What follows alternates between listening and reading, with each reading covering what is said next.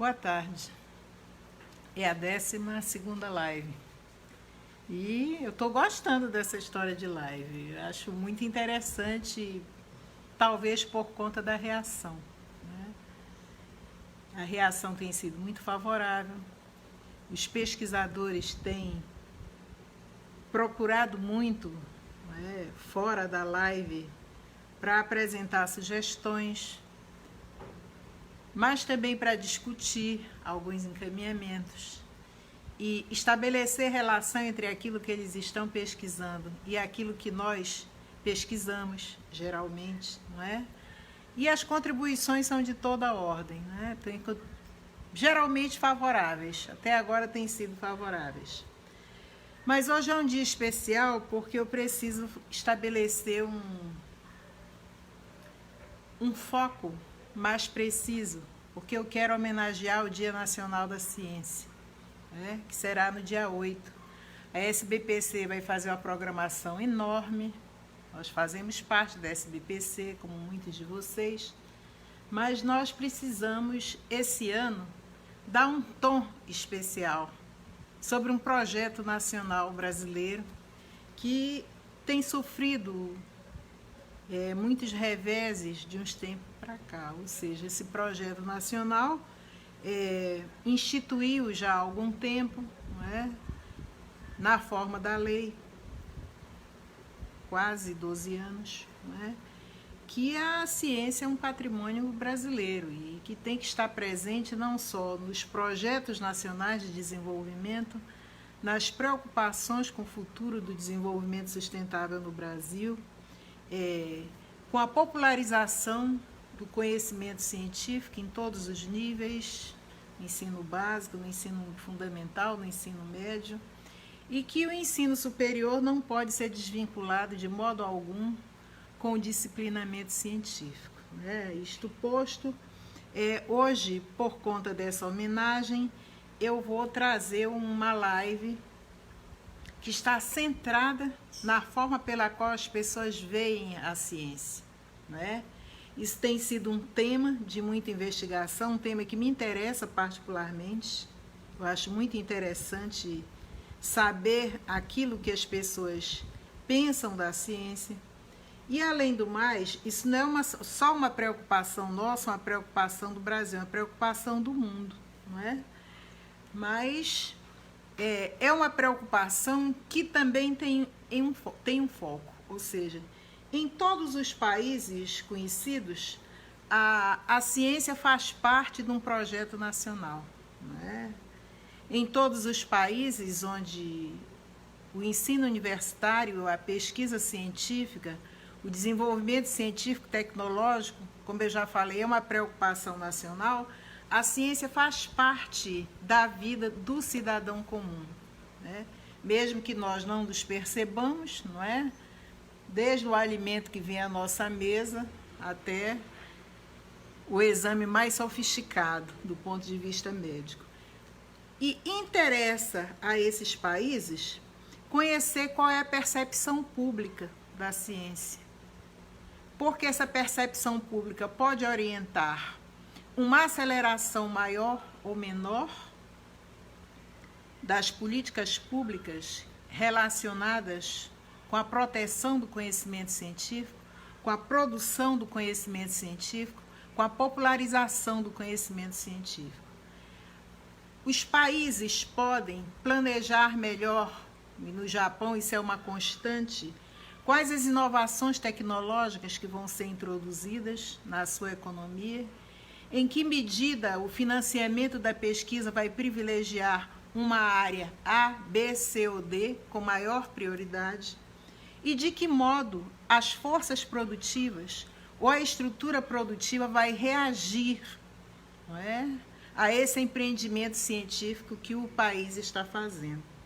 Então, é uma preocupação para todos e não deixa de ser também uma preocupação para o Brasil, embora na América Latina e no Brasil essa preocupação tenha chegado mais tardiamente.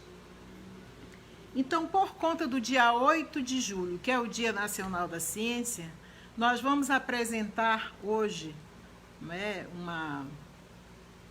uma formulação em torno de 3 resultados de pesquisa sobre a percepção da ciência. Um resultado de pesquisa que vai da particularidade de uma disciplina para o conhecimento mais amplo, epistêmico, da produção do conhecimento científico. Vai ser a primeira pesquisa. A outra vai ser de uma pergunta que não era feita e que passou a ser feita com maior intensidade.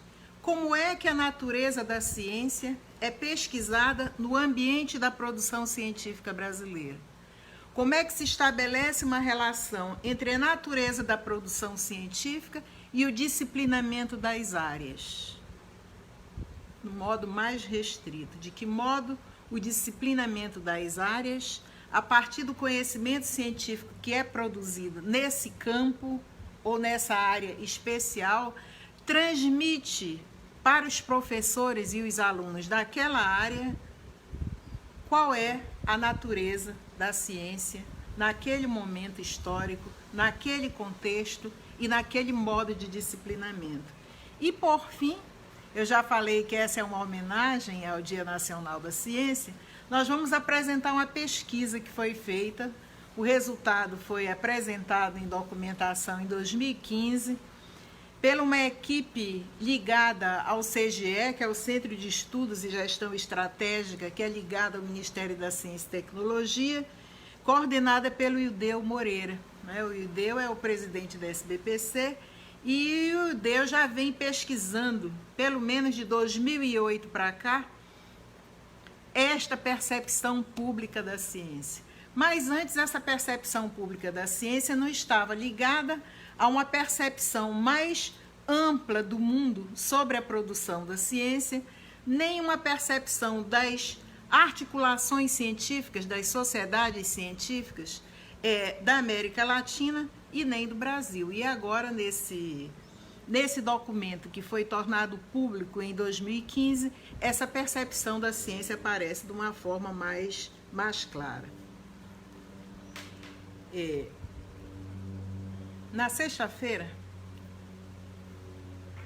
a pós-graduação em comunicação aqui da universidade, nos procurou para fazer uma pergunta sobre o que é ser cientista no Brasil. Saber da nossa opinião, obviamente. Por conta de uma carreira longa, já tenho 40 anos trabalhando na universidade, diretamente em pesquisa mais de 30 anos, e é possível que eu tenha algum acúmulo que possa transmitir aos pesquisadores que se iniciam agora nessa aventura intelectual de produzir o conhecimento. E na minha avaliação é que, apesar de ser uma carreira extremamente prazerosa, de permitir várias formas de contato, de nos conduzir a interações que nós jamais imaginamos chegar, com colegas daqui, com colegas de outro canto, com várias áreas do conhecimento científico, essa carreira é difícil no que concerne a uma dedicação exclusiva a esse tipo de trabalho. Nós não temos tido outro tipo de trabalho durante toda a nossa vida. Mesmo quando estivemos diretamente ligados à universidade, estávamos em gestão de ciência e tecnologia, na época que fundamos a Secretaria de Ciência e Tecnologia, ou seja, era um outro nível, mas sempre ligado ao assunto. E além da exclusividade dessa dedicação, eu diria que não há muita recompensa material, como tem jogador de futebol, como tem pessoas ligadas à arte, como tem pessoas ligadas à publicidade, que tem um retorno em termos monetários, obviamente, bem maior do que nós que somos simples professores concursados e pesquisadores e fizemos isso a vida inteira sem ter nenhum plus sobre isso que tem que ser feito, que é a nossa obrigação e nós concordamos com isso.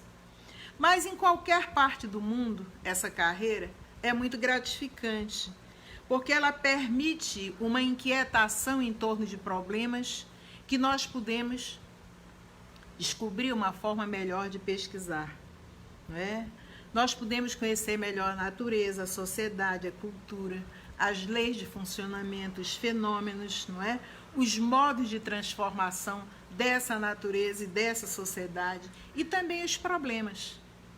Tem gente que só trabalha e só coordena a sua pesquisa pondo foco nos problemas, não é?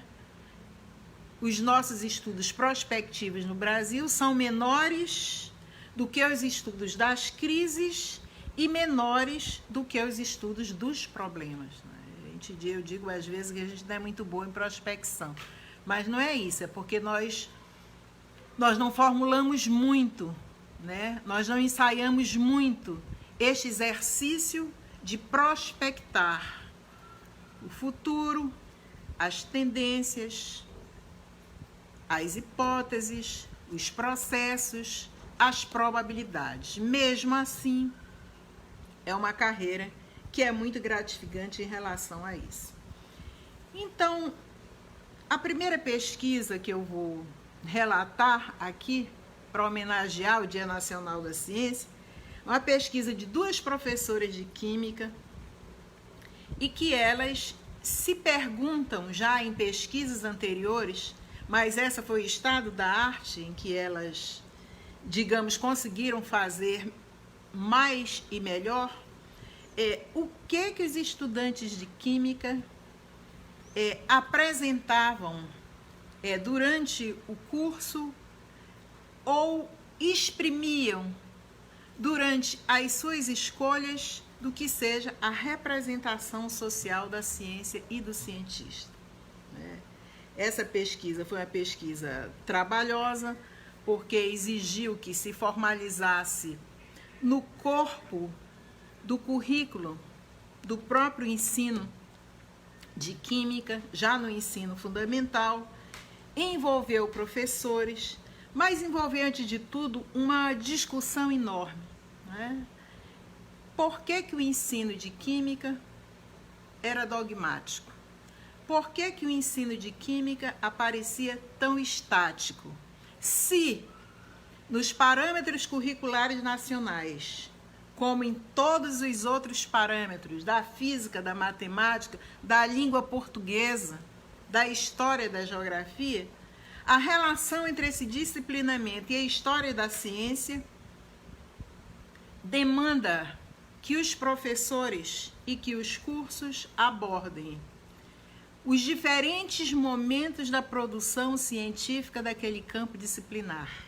Então, não se trata só de resultado, não é? Os diferentes contextos em quais essas produções emergiram, não é? Então, isso é muito claro. Quais as principais abordagens que dialogam com as escolas, com as tendências ou com os modos de institucionalização daquele campo científico? Em que pese tudo isso, não é? O ensino continua dogmático e, mediante uma pré-pesquisa, o resultado dessa primeira sondagem é que se tratava, no caso dos alunos, de representações da ciência que eles trazem de casa, de representações da ciência que eles recebem da televisão e de representações da ciência que os professores transmitem no próprio disciplinamento, na própria transmissão da disciplina. Então, eu achei muito interessante a iniciativa dessas professoras.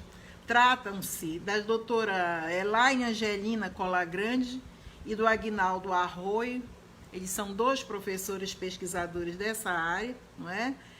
Uma é doutora em Química da USP e professor do Instituto de Química da Federal de Alfenas. O outro é livre docente, também professor da Universidade de São Paulo. E é muito interessante que no debate preliminar dessa pesquisa em Química, e agora eu estou dialogando com uma certa percepção governamental do Ministério, que acha que tem algumas disciplinas que têm que ser retiradas da interlocução científica, esses doutores em Química chegaram à conclusão de que a pesquisa tinha que ser interdisciplinar, tema que eu abordei na sala passada, mas que tinha que ter um conteúdo interpretativo e compreensivo ligado à história da ciência exatamente para verificar a produção, o contexto histórico, os distintos momentos históricos da produção de um conhecimento científico, ligada à filosofia da ciência. Portanto, nesse momento, a filosofia da ciência tem uma responsabilidade enorme de interrogar quais são as diferentes abordagens com as quais se explicam as ideias sobre ciência. Isso não é só coisa dos cientistas, mas as ideias de ciência que são dinamizadas e transmitidas para a sociedade do modo geral. E, por fim, não há como pesquisar essas representações da ciência e dos cientistas, nesse caso específico, sem a sociologia da ciência. Olha de novo nós, os renegados, sociólogos, filósofos e historiadores, fazendo parte de um horizonte mais amplo que interpreta e compreende os processos de produção do conhecimento científico, né? Então, está justificada a presença dessas três disciplinas nessa formulação. O primeiro achado, não é, da pré-pesquisa dessa que eu estou tratando é que o estudo das ciências, no caso de química, em que pese toda essa recomendação dos parâmetros curriculares nacionais há 20 anos, porque são de 2000, não é? Pedindo que o ensino seja contextualizado, que o entendimento compreenda o processo de produção da ciência como construções humanas, não é? E que o contexto histórico de cada disciplina tem que ser transmitido ao aluno. O resultado foi que o estudo das ciências, no caso de química, acontece de modo fragmentado, o primeiro resultado, linear, priorizando o conteúdo científico, mas quase impermeável pelo conjunto de fórmulas e pelo conjunto de problemas não esclarecidos, mas que são transmitidos como repetição e sem nenhuma conexão, o que é mais grave, com as questões sociais e com as questões ambientais, não é? A partir daí, então, não é, se interroga que um dos fatores que pode influenciar este modelo fragmentado do ensino são as representações que os professores possuem e que são construídas por interações em diferentes contextos, no caso, o contexto familiar, o contexto escolar, o contexto midiático e por aí vai.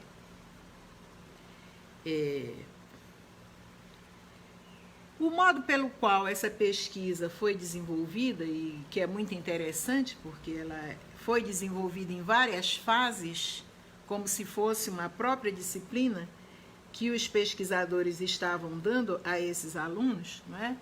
Mas essa pesquisa foi orientada por uma teoria muito próxima do conhecimento sociológico e do conhecimento da psicologia, uma teoria das representações sociais. Nós, quando tratamos do assunto dos intelectuais, nós abordamos o conceito de representação social na formulação clássica em Émile Durkheim, não é?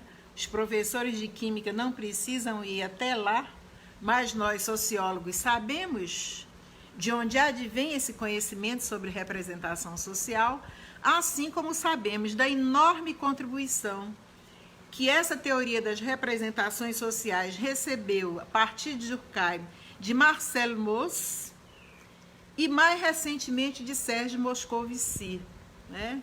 Em uma linha que foi introduzida no Brasil, especialmente por uma pesquisadora muito mais conhecida no campo da educação, que é a Jodelet, e que essa teoria das representações sociais hoje não é só exclusiva do saber pedagógico, do saber sociológico, do saber psicológico. Foi usada, inclusive, nessa disciplina por esse livre docente da USP e por essa doutora em Química da USP. Ou seja, as teorias das representações sociais passam, então, a ser o guia que vai orientar a coleta e a interpretação das características das representações, que vão orientar os temas indutores dessa pesquisa e o resultado que essa pesquisa vai apresentar, que nós vamos ver de um modo mais geral, não é? Portanto, esses temas indutores têm dois nichos especiais que nós precisamos dizer aqui, que é a função geradora dos elementos que constituem a representação propriamente dita, daquilo em que a representação é mais estável, em que ela é mais difícil de mudar. E uma função organizadora. Essa função organizadora vai determinar qual é a natureza dos vínculos que essas representações estabelecem em vários contextos, no caso o escolar, o familiar, não é? O midiático, etc. e tal. Assim eles vão encontrar, na descrição dessa pesquisa, né, vão encontrar representações que são mais estáveis e difíceis de mudar, e representações que são mais flexíveis, em que elas podem mudar a partir de um determinado campo de presença e de influência.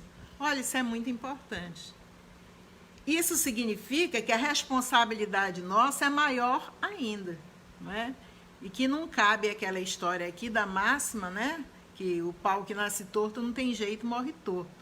Aqui mostra não só o elemento dinâmico dessa representação, como a capacidade de essas estruturas de funções de organização mais flexíveis receberem a contribuição, por exemplo, da transmissão pelos processos educativos, não é? Então, nós perguntamos aos licenciados, nós, aqueles pesquisadores, não é? Aplicaram essa pesquisa em 30 licenciandos de Química. O que é ciência? Não é? Qual é a palavra que vem, não é, na expressão e na representação desses estudantes quando se pergunta o que é ciência? E quando eles pensam em cientista, o que é que eles registram? Pois bem, foram geradas 84 palavras. Dessas 84 palavras, 24 foram geradas. E uma primeira associação muito, como é que eu posso dizer? Uma associação muito positiva, muito benéfica. Pesquisa está sempre associada à descoberta, ciência está sempre associada à pesquisa, à descoberta, ao estudo, não é? De um modo mais estável. De um modo mais periférico, está sempre associada ao experimento, à comprovação, à demonstração, a algum elemento de prova, mas também ainda muito ligada ao foco empírico, não é? Mas para que serve a ciência? Não é? A subpalavra indutora que vem logo em seguida. Qual a relação que se estabelece com serventia da ciência quando você pensa na ciência como pesquisa e como descoberta? Aí ela vem associada com o meio ambiente, com conhecimento, com natureza, com estudo, não é? Aí vem associada ao futuro, a compreensão da própria química, porque o estudo foi feito na química, a vida. Aí, numa dimensão mais periférica e mais flexível, vem associada a evolução, à saúde, aos cientistas, à inovação, ao aprendizado, muito associado ao laboratório. Mas, quando se pensa em um cientista, as coisas mudam de figura. Não é totalmente positiva a representação pesquisada desses estudantes. Ainda aparece aquela ideia com 80 palavras, né? É muito, inclusive, muito material. Quando se pensa em cientista, quantas palavras foram evocadas relacionadas àquilo que se pensa o cientista? Foi associado ao laboratório também? Foi, no núcleo central. ao pesquisador foi a homem bem-sucedido? Não. Há muito trabalho? Sim. A dedicação, sim. Mas ainda aparece aquela ideia de que o pesquisador não é lá muito, não é muito bom da cabeça. Aparece um percentual bastante significativo de que o pesquisador é louco. Não é? Acho até que eles têm uma certa razão. Se não é mesmo uma aventura muito grande, a gente se lançar a essa tarefa como profissão, não é? Considerando as circunstâncias em que vivemos. E isso é muito interessante, porque não aparece na dimensão da representação, que é mais flexível. Aparece na dimensão da representação, que é mais central e que é mais rígida e que é mais estável. Essa palavra geradora de que ele é louco, de que é um trabalho difícil, de que exige muita dedicação, portanto tem problemas quando se pensa num cientista nessa área. Não é? O resultado, então, de um modo geral, como eu já falei, a recomendação geral desse estudo vai na direção de que os programas e as disciplinas que compõem os cursos e as licenciaturas em ciências, nesse caso específico de química, contemplem mais tópicos da história da ciência, da filosofia da ciência e da sociologia da ciência. Como esses tópicos não podem ser dados de uma vez só, não é? Se sugere que conteúdos de epistemologia da ciência sejam integrados nesse conhecimento específico dos licenciados em Química, para que esse estudo deixe de ser dogmático, que essas estruturas flexíveis sejam mais permeáveis à compreensão do processo de produção do conhecimento científico e dos contextos históricos e institucionais pelos quais o conhecimento científico de química se desenvolve. Ninguém poderia esperar um outro tipo de recomendação, né, que não fosse essa. Por fim, os próprios pesquisadores ficaram muito admirados de essas representações ainda se constituírem, não é, em núcleos permanentes do entendimento das pessoas. E, mais uma vez, o contexto familiar dos professores, o contexto familiar dos estudantes, o contexto educacional das escolas e o contexto relacional das políticas e dos processos educativos passam a ser focos de preocupação, não só para elaborar as fórmulas de química e dar conta da especificidade da química, mas a química como um conhecimento constituinte da sociedade, do meio ambiente, da saúde, da educação, em todos os níveis da nossa existência, da nossa sociedade, passa também a ser um componente importante para o ensino de química. Então, essa foi o primeiro relato de pesquisa. O segundo, também foi publicado na Revista de Educação em Ciências e Matemática, o que os pesquisadores brasileiros discutem sobre a natureza da ciência. Não é? Porque sempre aparece um papagaio querendo ensinar Pai Nosso Vigário. Não é? Mas o que é que eles mesmos discutem? Como é que esse tema aparece como foco de preocupação em todas as áreas? Tem disciplina que não estuda a si própria e se acha o máximo, não é? Mas será que elas se discutem examinando qual é a natureza do conhecimento que elas se propõem a transmitir e que se propõem a pesquisar? Então, esse é o assunto da segunda pesquisa, que tem esse título, Natureza da Ciência, o que os pesquisadores brasileiros discutem. E foi pesquisado pela Carla Krupczak e pela Joana Aparecida Aires, não é? São pesquisadoras uma da Universidade Federal do Paraná e outra da Universidade Federal do Rio Grande do Sul. Elas partem de alguns consensos de que a abordagem sobre a natureza da ciência, que discute o conhecimento científico e que tenta desmistificar os estereótipos sobre a ciência e o trabalho do cientista, tem sido um dos focos de preocupação em todos os campos do conhecimento. A mim me parece, quando vejo essas pesquisas, que a partir do momento que a pós-graduação criou esses cursos de ensino de ciências, de física, de química, de matemática e biologia, a reflexão sobre esse fazer interno da institucionalidade do ensino de ciência e da formação do cientista passou a preocupar mais os pesquisadores, o que já é muito bom, né? Porque há áreas de conhecimento que, pelo fato de não se pesquisarem a si próprias, a responsabilidade do exercício bem-sucedido da docência vai depender da formação particular do cientista ou do professor e do tipo de articulação que ele tiver, não é? Para ser avaliado como uma pessoa que é capaz de transmitir o conhecimento de uma forma competente.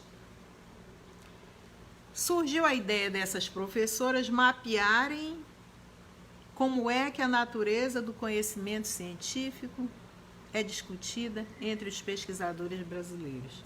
E esse mapeamento, né, só podia ser feito dentro dos cursos de pós-graduação. O que elas consideraram em relação a isso, né?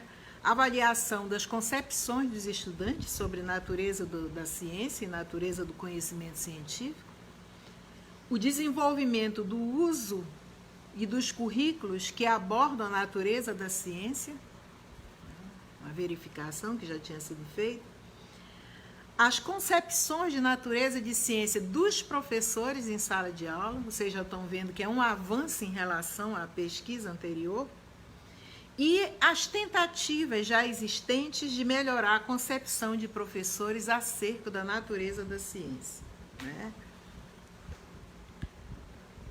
Os achados e as assertivas, produto de outras pesquisas, estão próximas da pesquisa anterior. Os alunos e professores não têm concepções adequadas da construção do conhecimento científico. E do outro dia eu conversava com uma amiga historiadora, inclusive num círculo de intelectuais, não é, muito próximos às nossas organizações, de que a maioria desses intelectuais desconhecem o processo de produção do conhecimento científico.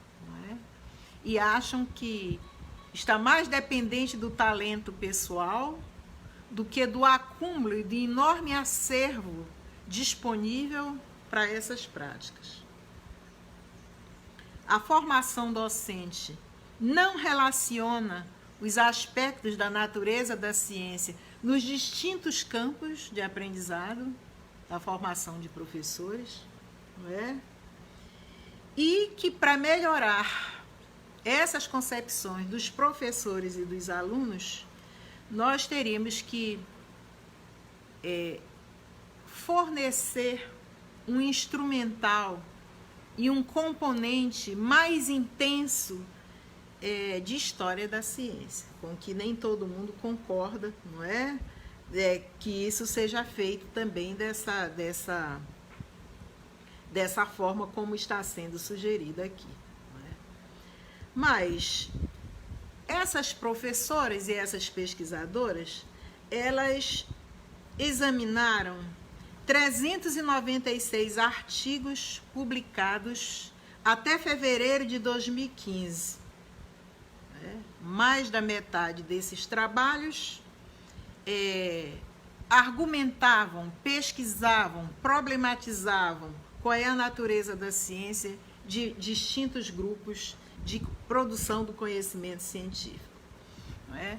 Mas essas pesquisadoras, em que pese ter encontrado esse volume de artigo bastante expressivo, destacam também que faltam revisões mais sistemáticas das pesquisas cujo escopo é a natureza da ciência. Ou seja, é um desejo recorrente, mas não é muito praticado, o fato de que, ao mesmo tempo que nós aumentamos o volume da produção do conhecimento científico, nós deveríamos ter uma equipe quase que correndo atrás para examinar esse tipo de produção, para fazer a revisão crítica desse tipo de produção e para proceder distintas clivagens no que concerne ao modo próprio em que cada área produz, valida e dissemina o conhecimento científico, para que a gente possa, num momento como esse, ter segurança na coleta de dados sobre o que discutem os pesquisadores brasileiros sobre a natureza da ciência e a natureza do conhecimento científico. Na verdade, algumas coordenadas nessa pesquisa são traçadas para efeitos de verificação da aplicação dessa pesquisa sobre a própria natureza da ciência. Do que eu estou falando? O que significa a natureza da ciência? Qual é o arcabouço teórico que nós vamos mobilizar? Então, nós precisamos mobilizar, e eu vou ler aqui. Precisamos mobilizar bases epistemológicas. Tem curso que lida com o discurso, estou vendo aqui o doutor Luiz Carlos Martins, que lida com discurso e nunca ofertou a disciplina de epistemologia aos seus alunos. Então, nós precisamos mobilizar bases epistemológicas, filosóficas, históricas e culturais da ciência para debater a natureza da ciência.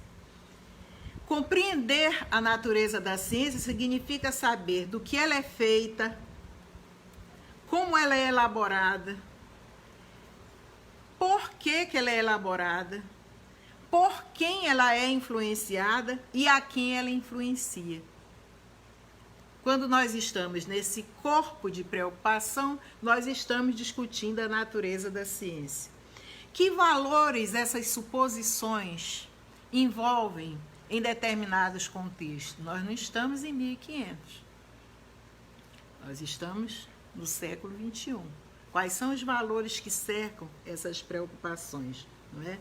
E de que modo a inserção de conteúdos sobre a natureza da ciência nos campos disciplinares ou nas abordagens interdisciplinares permitirão a construção de diálogos sobre o conhecimento científico e sobre as habilidades que são requeridas para a ciência e para os cientistas no século XXI. Então, isso não é uma coisa para resolver de uma hora para outra, mas que precisa ser iniciada, não é?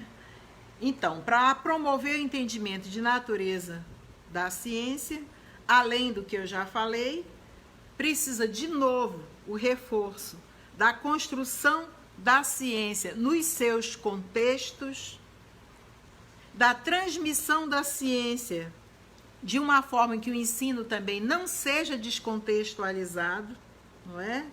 E que o processo de construção do conhecimento apresente aos aprendizes e às pessoas que fazem a revisão desses processos as características particulares e a diversidade de cada trabalho científico em si. Eu brinquei em outra live anterior com habilidades profissionais próximas, que eu chamei do professor de educação física, do fisioterapeuta, do dançarino e do bailarino, não é?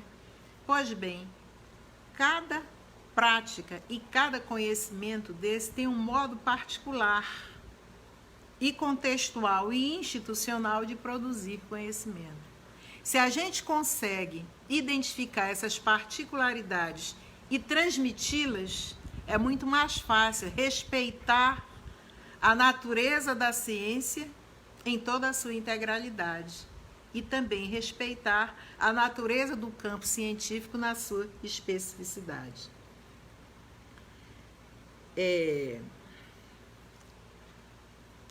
São 7 visões que vão orientar, não é, essa percepção e esse alcance da natureza da ciência, os modos pelos quais a natureza científica ou natureza da ciência é vista, não é? A primeira visão, uma visão empírico-indutivista, né, que é a mais difundida, que se baseia na ideia da observação, mas de uma prática de observação e de experiência que ainda acredita que a ciência é neutra. Né? Esse debate é recorrente no domínio das ciências sociais. Nenhum de nós vai dizer que a ciência é neutra. É a mesma coisa que a gente diga que acredita em Papai Noel, na nossa idade. Né? Mas ela ainda existe. Uma outra visão que é considerada mais rígida e que se apoia no método científico. Né? Ou seja, essa visão mais rígida dá preeminência aos processos quantitativos e a um controle muito rigoroso do resultado e não admite questionamento sobre o resultado do conhecimento científico. É uma outra visão. Uma outra visão que está muito nos manuais, hein? Tenha cuidado, está muito nos manuais que ensinam as pessoas a fazer projeto e as pessoas acreditam que seu projeto está bem feito. É uma visão que é aproblemática, tem uma preguiça danada de problematizar, não passaria 1 hora problematizando um assunto como eu estou fazendo nessa live. E ela é ahistórica também, ou seja, você já traz o assunto, desse assunto você recorta o tema e já admite que aquele assunto e aquele tema tem vigência e que pode ser acatado se tiver uma formulação tecnicamente bem feita. Não é assim. Essa visão conduz ao entendimento de ciência sem problematização e que omite o contexto histórico, não pergunta sobre o conhecimento que já existia sobre esse mesmo assunto antes da sua curiosidade, não faz avaliação desse conhecimento pré-existente, nem discute quais são os limites desse conhecimento e quais são as perspectivas desse conhecimento. Eu diria que esse é o predominante hoje. Eu acho que os nossos alunos, quando despertam para fazer mestrado e doutorado, querem fazer, geralmente eles vêm com essa ideia, orientados por um bom manual de pesquisa, mas confundem a problematização e a contextualização com informes sobre o assunto que não conseguem transformar um assunto em tema ou em um problema científico propriamente dito. Uma outra visão que é exclusivamente analítica, não é? Essa visão ela é mais especializada, não é? Ela ressalta as fronteiras e a divisão das competências e dos focos, mas ela desconhece as tentativas de visões mais integradoras e de problemas que são assemelhados e que, portanto, podem orientar questões comuns. Uma visão mais acumulativa e mais linear do conhecimento, não é? E que eu acredito que ela é concorrente das contemporâneas, que ela que acredita que o conhecimento se faz a partir de um acúmulo sucessivo, não é, de experiências, de informações e de saberes, mas esse tipo de visão de natureza da ciência não debate contradição, não debate crise e nem debate sobre tudo que o conhecimento científico é feito, em grande parte, a partir de controvérsias. As controvérsias dos campos de conhecimento que nascem na química e na física são tão contundentes quanto as controvérsias no campo da ciência política.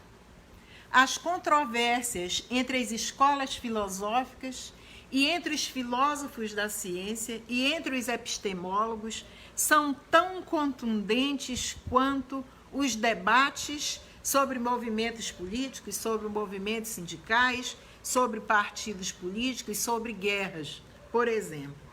Então, é importante examinar essa dimensão da controvérsia também. A penúltima visão, uma visão mais individualista e elitista, ou seja, é aquela que acredita que o trabalho ou o saber produzido no ambiente científico é aquele que depende de um gênio ou depende de uma equipe altamente especializada e que só essa equipe pode, de certa forma, validar a inspiração que se tenha sobre um tema, sobre um assunto mais próximo desse campo exclusivo ou dessa esfera exclusiva de avaliar a ciência. E que a ciência socialmente neutra, o que nós já dissemos que na verdade nós não acreditamos e já superamos esse tipo de preocupação. Pois bem, pasmem os senhores, né? Quando você apresenta um inventário desse tipo de percepção, você pensa que ninguém mais acredite nisso, pois a maioria dos professores que transmitem no segundo grau a iniciação mais técnica ao conhecimento científico adota uma visão dessa, pelo resultado das pesquisas que essas cientistas fizeram, né? Pesquisa desses autores demonstrou que os professores e até cientistas podem apresentar imagens da ciência,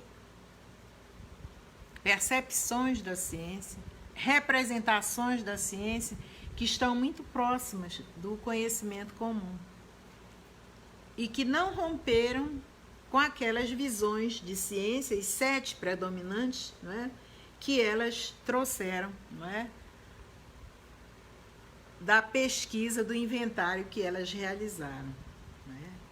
Então, elas apresentam também, e eu vou transmitir para vocês, um conjunto de questionamento, quais seriam então as visões adequadas sobre a natureza da ciência. Não é? E basicamente são 2 que elas vão identificar, a que consideram os aspectos consensuais da natureza da ciência e aquelas que consideram o conceito de semelhança familiar. Não é? Entre as consensuais, não é? Quais são? Acho que eu elenquei aqui 4. Que não existe um método científico único. Não é? Os pesquisadores concordam que existem regras que são aproximativas.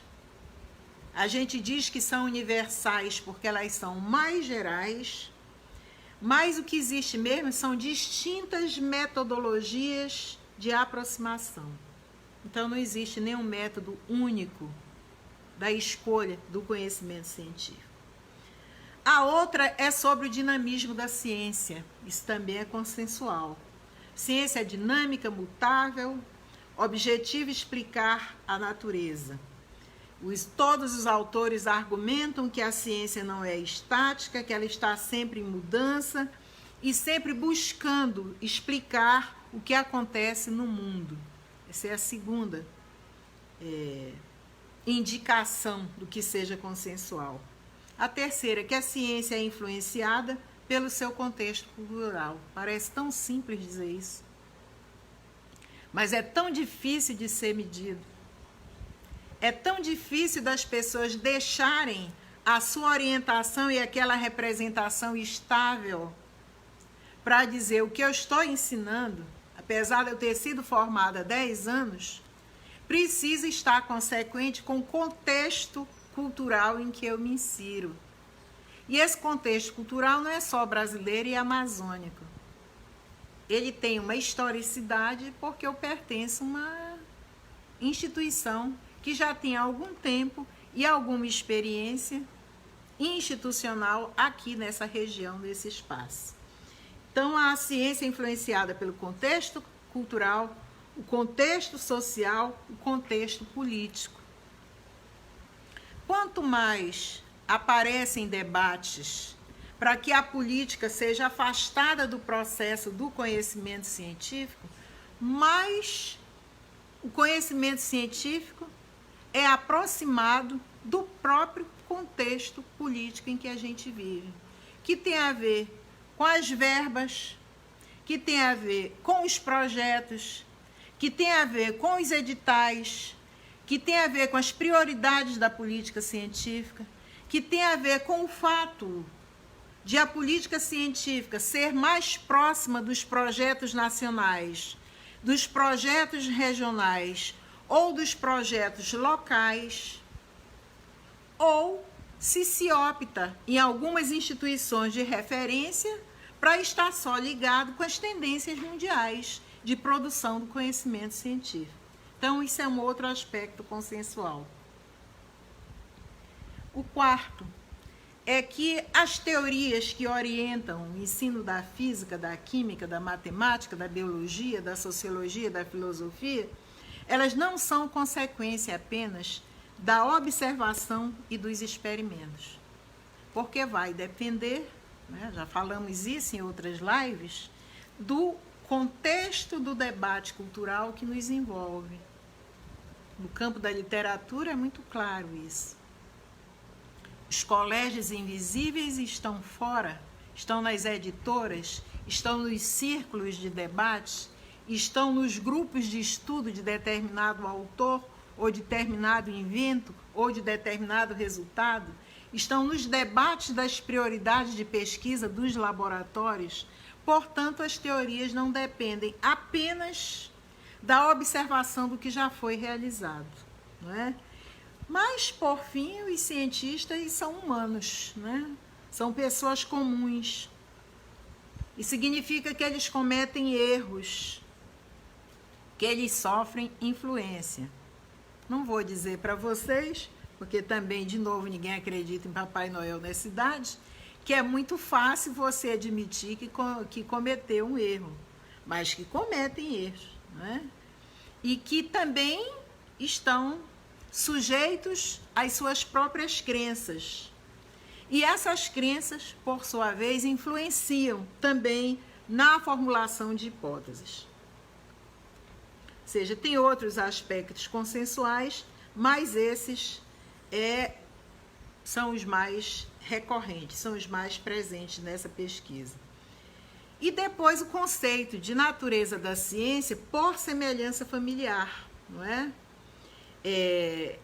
Que aqui estão listadas 4, eu não sei se tem mais, porque eu já preciso me apressar para mostrar o resultado da pesquisa. Ou seja, a semelhança familiar em torno das atividades, né? As áreas se diferenciam no tipo de atividade que elas executam, não é? O que pode ser observado, no uso de equipamentos que os campos mobilizam, no uso de técnicas que os campos mobilizam, especialmente se são experimentais ou se são técnicas teóricas, não é? Então, isso é a semelhança familiar em termos de atividade. Uma outra semelhança familiar em torno das metodologias. Ou seja, aqui se admite de novo que não existe nenhum método científico universal, mas cada área usa uma metodologia específica. Cada atividade científica segue uma lógica que a torna racional e faz com que os dados confiáveis, alusivas ao uso daquelas metodologias, sejam melhor examinados, né? Porque partem de uma baliza e de uma métrica, não é, indicada na própria metodologia. A terceira é por objetivos e valores, né? Cada área tem uma finalidade diferente, né? A finalidade do Centro de Ciências Ambientais, que utiliza uma abordagem interdisciplinar com a linha de examinar recursos e a linha de examinar políticas ambientais, não é igual à do ensino de química, o ensino de ciências propriamente dito, em que pese usar recursos dessas áreas. E os produtos que são assemelhados, mas que podem ser ter resultados diferentes, porque sofrem abordagens teóricas diferentes, não é? Testam experimentos diferentes, hipóteses diferentes e outros recursos, não é? Alusivos a esse conceito de semelhança familiar. O resultado, a tipologia desse estudo, só antes de eu falar do resultado, as autoras dizem que isso não é o estudo de estado da arte, mesmo que elas tenham varrido toda a produção de natureza da ciência que consta nos repositórios da CAPES e do CNPq e das universidades, né, que elas identificaram a partir dos 396 artigos, né, que elas examinaram. Mas é um estudo que elas chamam de estado de conhecimento. Esse estado de conhecimento para elas, não é, resultou na seguinte expressão: 233 trabalhos no banco de teses e dissertações da CAPES com o termo natureza da ciência, que eram de programas avaliados como de educação ou ensino de ciências. Então, essa é a primeira questão. O descritor geral desse volume, né, nós temos que, das 233 investigações, 149 eram dissertações de mestrado acadêmico, 25 de mestrado profissional e 59 de teses de doutorado. Em relação ao ano de publicação, elas deixam isso de uma forma mais ampla, mas tem um marcador a partir de 1997. Então, mesmo que humildemente essas pesquisadoras não falem que esse estudo é o estado da arte sobre as teses e dissertações de natureza da ciência, mas sim o estudo que elas fazem, o estado de conhecimento sobre esse tema, é possível dizer que hoje ninguém no Brasil sabe mais do que elas sobre o que está se discutindo sobre a natureza da ciência, pelo volume, pela varredura e que essa pesquisa mobilizou, né? Acho engraçado que tem alguns estudantes que entram no mestrado e doutorado e acham que eles estudam muito. Quando você vê a magnitude do estudo desse, feito em 2 anos, apesar de ter sido realizado por 2 doutoras muito experientes, é que você vê como alguns estudos que se acham muito grandes e que se acham excepcionais representam muito pouco diante do esforço produzido como esse que nós estamos vendo aqui. Pois bem, essas senhoras ainda estudaram a distribuição desses trabalhos por todas as regiões brasileiras, daquele monte de dissertação e tese, apenas 1,3% é da região norte, né?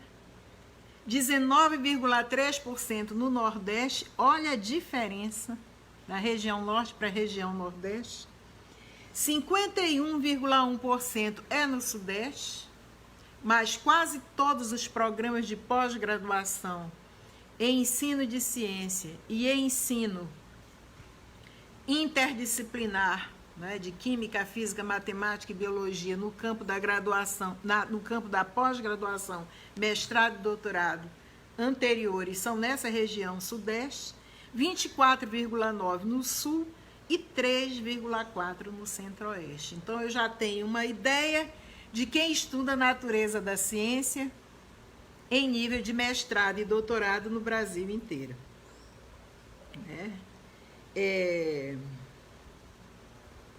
Tem também aqui uma pizza de quantos são em doutorado, quantos são mestrado. Eu já falei dos números absolutos, não vou me detalhar então nos percentuais. Mas como é que a natureza da ciência é investigada nesses programas, nessas teses e nessas dissertações? Elas identificaram 4 concentrações de problemas e de preocupações examinadas nessas teses. A natureza da ciência é estudada num ambiente de estratégias didáticas, que corresponde a 37,85%. Portanto, a questão da transmissão do conhecimento continua sendo uma preocupação.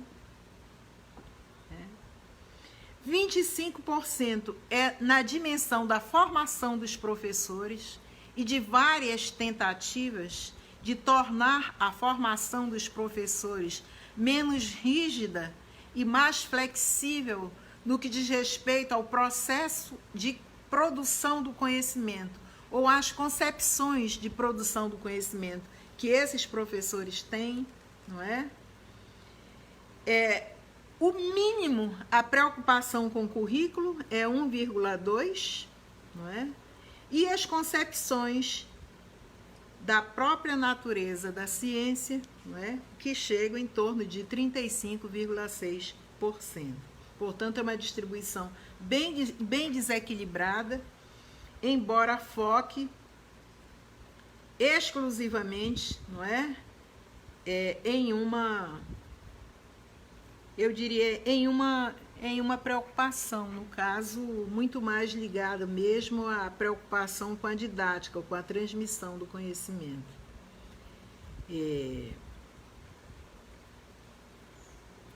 eu passar para a finalização, que é muito, apesar de ser mais complexa e de ter feito um itinerário tão amplo, o resultado se aproxima muito da primeira pesquisa relatada, né?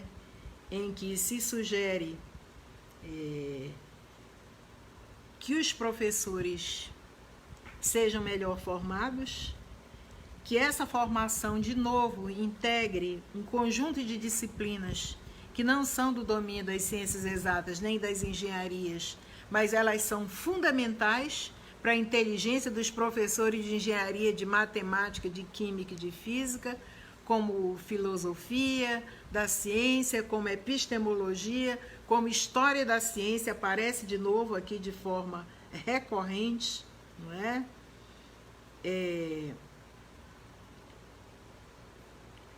E uma esperança de que as experiências que os docentes têm no começo da sua formação inicial e nos primeiros anos da sua prática docente é fundamental para que eles estruturem concepções que, ao serem institucionalizadas nas tarefas de ministrar cursos, de orientar pesquisas, de constituir e participar de bancas, aquelas representações rígidas não influenciem na sua avaliação sobre os trabalhos científicos e na sua avaliação sobre o recepcionamento dos problemas que os alunos trazem a serem examinados.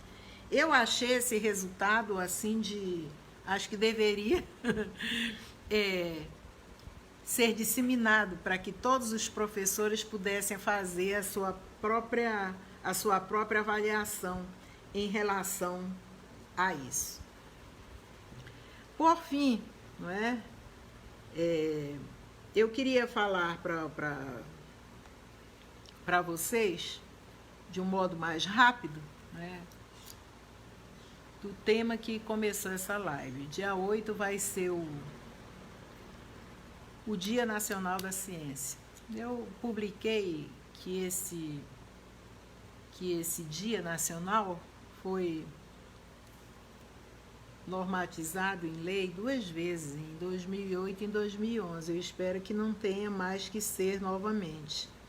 Mas o que eu queria dizer é o seguinte: nós estamos carentes de um projeto Nacional da Ciência. Em vários momentos dos contextos históricos brasileiros, o Brasil deu um avanço enorme em relação a isso. Nos anos 30, deu um outro avanço enorme, eu penso que nos anos 70, um outro avanço enorme nos anos 90 e 2000, mas sempre com tentativas de, eu diria, tentativas nem sempre bem-sucedidas, mas hoje eu acho que sim, sempre problemáticas, sempre com tentativas de retrocesso. Esse Dia Nacional da Ciência, entre os vários debates, vai ter um webinar produzido, incentivado e muito bem planejado pela Sociedade Brasileira do Progresso da Ciência e pela nossa versão regional, pela Diretoria Regional da SBPC da Amazônia, que vai discutir a democracia, a relação da ciência com a democracia. Essa discussão é uma discussão clássica, que vem desde a produção do ethos científico em Merton, não é? Mas ela precisa cada vez mais ser trabalhada. Ser trabalhada na percepção pública que as pessoas têm da ciência. Sem democracia e sem ciência, o país não avança. Não é? As medidas são enormes. E essa pesquisa última, que eu guardei para o final, é a Ciência e Tecnologia no Olhar dos Brasileiros, da percepção pública da ciência e tecnologia do Brasil, que foi coordenada por uma equipe liderada pelo Ideu de Castro, não é? Parte de um cenário que já é comum em outros países, mas aqui parece que é um bicho de 7 cabeças. Né? Por que nós precisamos ter esses indicadores de qual é a percepção pública da ciência? E qual é a forma clássica de medir isso? É vendo o número de artigos publicados, o número de patentes, os impactos da formação científica. Tem gente que quer nos ensinar a medir impacto, né? A gente já começa a medir impacto há 30 anos. Não é? A formação de pessoal qualificado, qual é a proporção dos pesquisadores que trabalham nas instituições públicas, nas instituições privadas. Né? Mas aí surge uma outra preocupação, sem a qual esses dados não se completam. Né? Quais sejam os níveis de informação científica que a população tem. Né? Quem é que fornece essa informação científica?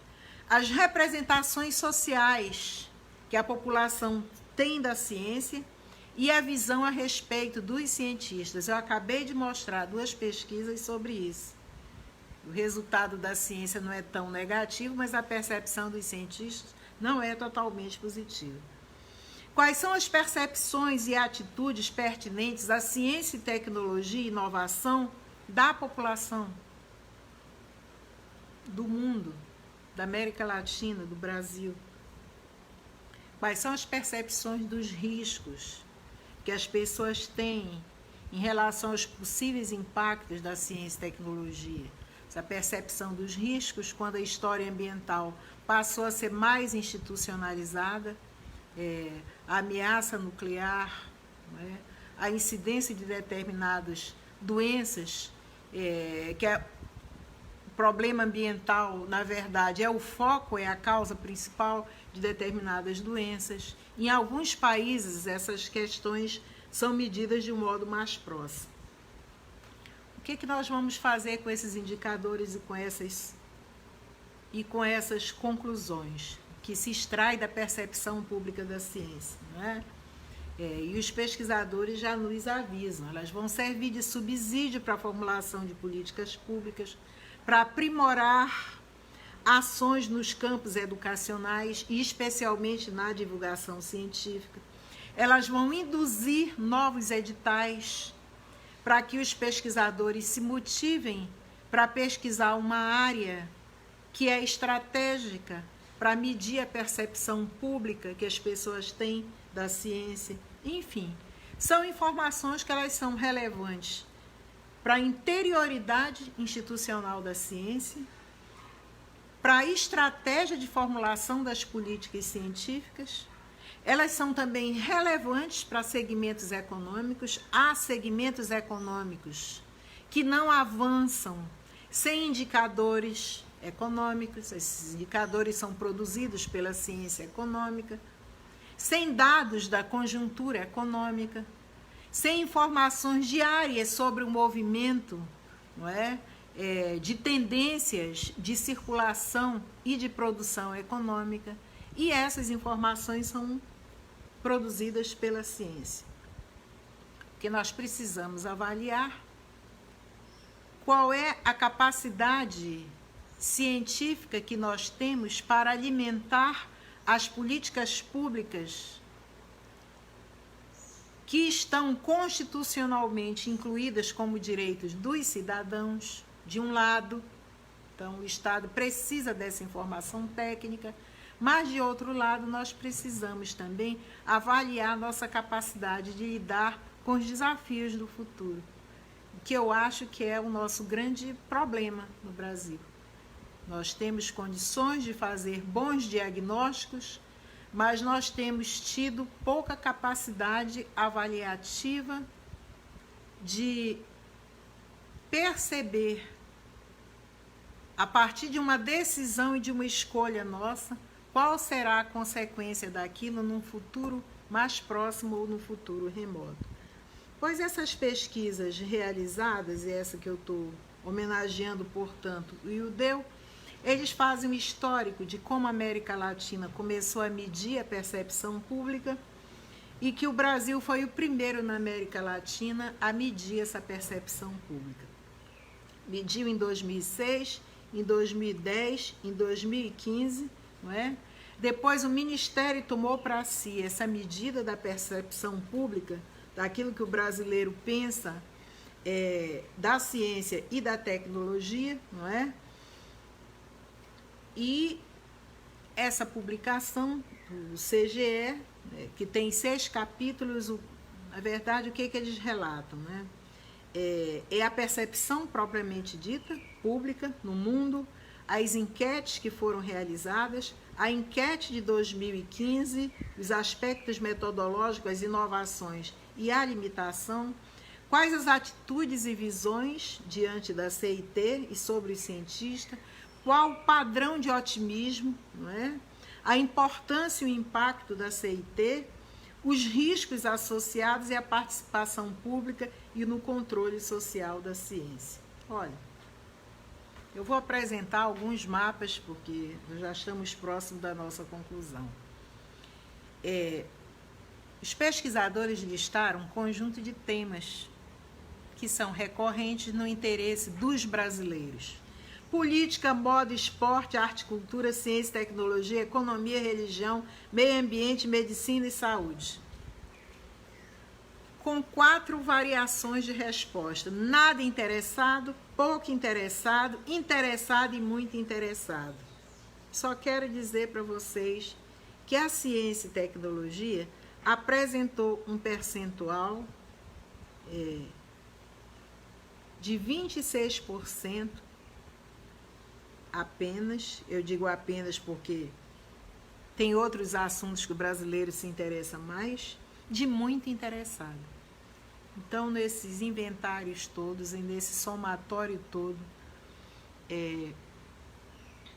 de enquetes que foram feitas, apenas 26% dos brasileiros têm uma percepção pública da ciência ou está interessado na obtenção dessa percepção pública. Em compensação, vejam só vocês, em medicina e saúde, 78% das respostas, 35% está muito interessado e 43% interessado, porque é um assunto que diz respeito direto à vida. Mas, pasmem, sobre religião, tem 41% muito interessado, contra 26% de interesse na percepção pública de ciência e tecnologia. Isso já nos dá uma ideia de quanto trabalho nós temos pela frente, não é? De quantas dimensões nós precisamos investigar. Não é? E aí talvez se torne mais clara a entrevista que eu dei para a jovem estudante que estava fazendo uma matéria sobre o Dia Nacional da Ciência, que eu disse que é uma carreira prazerosa, mas é difícil. Parece que é um eterno recomeçar. Né? Quando se pensa que já se conquistou um avanço na compreensão e na explicação de problemas mínimos, básicos, em todos os campos de conhecimento, não é? Parecem que novas hordas surgem a serem, de alguma forma, sensibilizadas pela educação científica e pelo diálogo humano que a pedagogia produz. Então, nesse sentido, eu diria que, segundo essa pesquisa coordenada pelo IDEU, os brasileiros esperam que o conhecimento científico traga solução para os seus problemas e que tenha a maior parte das suas ações aplicadas no bem-estar dos brasileiros, mas eles próprios demonstram pouco interesse e pouco conhecimento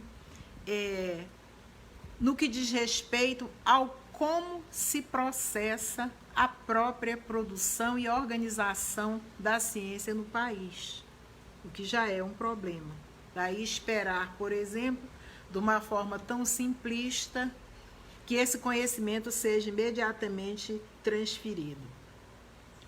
Nem sempre há relação daqueles que têm a percepção pública da ciência com o meio ambiente, com as energias renováveis, com as mudanças climáticas, com a exploração dos recursos da Amazônia. Nesse aspecto, as forças produtivas são mais atentas, né? Elas sempre estão prospectando aquilo que pode ser aplicado e aquilo que pode custar como inovação na dinamização dos processos produtivos. Então, isso é um outro achado importante, né? Cresceu nessa última sondagem de 2015, eu lembro que a primeira foi em 2006, como eu falei alguns minutos atrás, a porcentagem dos brasileiros que considera que a situação do país em ciência e tecnologia é atrasada. Ou seja, a autocrítica em relação às políticas nacionais de ciência e tecnologia já é um tema de preocupação de alguns brasileiros. E de que o fato de que as políticas nacionais não chamem para si essa responsabilidade traz prejuízo à produção científica do Brasil e ao usufruto dos brasileiros desse conhecimento científico, né? Enfim, a maioria desses brasileiros não conhece as instituições de pesquisa, quais são, o que elas fazem, não sabem o que é ser cientista e quem são, não é?